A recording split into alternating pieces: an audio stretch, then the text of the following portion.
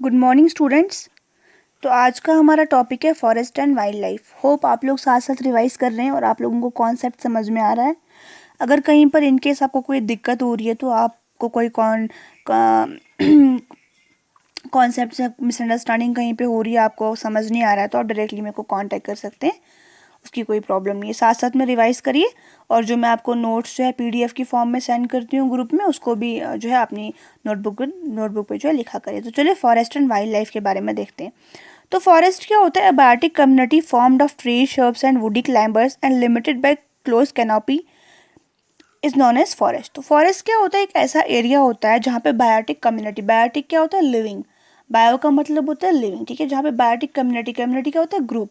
किसका ग्रुप? एक leaving group. किसका? ट्रीज का, शर्ब्स का, क्लाइंबर्स का या एनिमल्स का।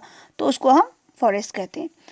Biodiversity of an area is represented by number of species found there. तो बायोडाइवर्सिटी किसी एरिया की हम कैसे मेजर करते हैं कि वहाँ पर कितनी स्पीसी है, वहाँ पर कितनी किस्म है प्लांट्स की, एनिमल्स की या माइक्रो ऑर्गेनिज्म की जो वहाँ पर रह रही है।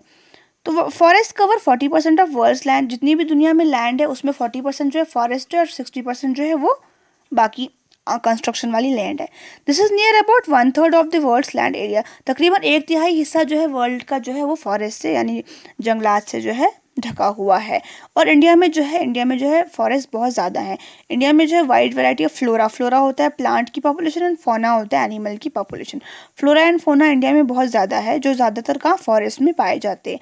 और फॉरेस्ट में क्या है? ज़्यादातर ट्रीज, लंबे लंबे ट्रीज, बड़े बड़े ट्रीज होते हैं। तो क्या यूजेस ऑफ फॉरेस्ट क्या है? तो पहला यूज़ फॉरेस्ट का ये है कि उससे हमें फूड मिलता है। दूसरा, उससे फ्यूल मिलता है, ईंधन मिलता है, फूड मिलता है। उसके बाद टिम्बर मिलता है।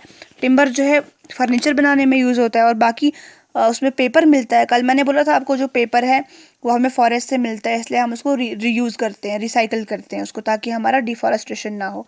तो पेपर जो आप लोग नोटबुक्स वगैरह बुक्स यूज़ करते हैं, तो वो पेपर का फॉरेस्ट से आता है। बैम्बू ट्री का जो पल्प है, पल्प क्या होता है? मुरब्बा जो है, उससे जो है फॉरेस्ट बनता है, पेपर बनता है। Newspaper, sanitary paper, packing paper, stationery paper, use and throw जो हम बर्तन यूज़ करते हैं, ग्लासेस, प्लेट्स वगैरह, वो। और यूज़फुल प्रोडक्ट्स मिलते हैं फॉरेस्ट से, जैसे कि कैम्फर मिलता है या फिर कुछ ऑयल वगैरह मिलते हैं, बाकी हर्ब्स मिलती है, गम्स, रेजिन्स वगैरह मिलते हैं, हनी मिलता है, वैक्स मिलता है, सिल्क मिलता है, शिकाकाई मिलता है, और बाकी इंसेक्टिसाइड्स एंड पेस्टिसाइड्स जो फॉरेस्ट से मिलते हैं। तो फॉरेस्ट जो है निहायत ही ज़रूरी है, इसेंशियल इंपॉर्टेंट है ह्यूमन बींग के लिए और एनिमल्स के लिए भी। और इससे क्या होता है? इससे एनवायरमेंटल मेंटेनेंस रहती है। इकोसिस्टम का क्या होता है? डिस्टर्बेंस नहीं होता है। इकोलॉजिकल बैलेंस मेंटेन होता है फॉरेस्ट की वजह से। बिकॉज फॉरेस्ट भी क्या है? वो इकोसिस्टम का एक कंपोनेंट है, बायोटिक कंपोनेंट है। ये हमें हमारे एयर को क्लीन करता है। यहाँ फॉरेस्ट जो है हमें ऑक्सीजन देता है, कार्बन डाइऑक्साइड को कंजप्शन करता है उसकी, तो हमारे एयर को पोल्यूट होने से बचाता है। और सॉइल कंजर्वेशन होती है फॉरेस्ट से। फॉरेस्ट में जो लंबे लंबे ट्रीज है वो सॉइल को पकड़ के रखते हैं, मिट्टी को बहाना नहीं देते, फ्लड से बचाते हैं। तो इनकी जो क्या है, इनके रूट जो है वो सॉइल पार्टिकल्स को बाइंड करके रखते हैं। ये जो है इरोजन होने नहीं देते और फर्टिलिटी मेंटेन करते हैं।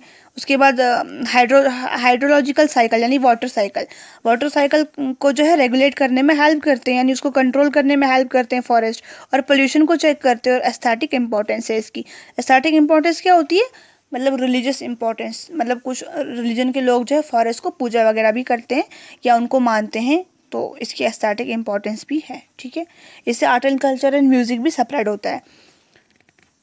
अब जो है ओवर एक्सप्लॉयटेशन ऑफ फॉरेस्ट है। फॉरेस्ट का क्या डिफॉरेस्टेशन करता है ह्यूमन, हम इसके बारे में डिटेल में पढ़ेंगे। पहले खाली टॉपिक है इसका डिफॉरेस्टेशन है इसमें, बाकी एक्सपेंशन ऑफ क्रॉप लैंड है।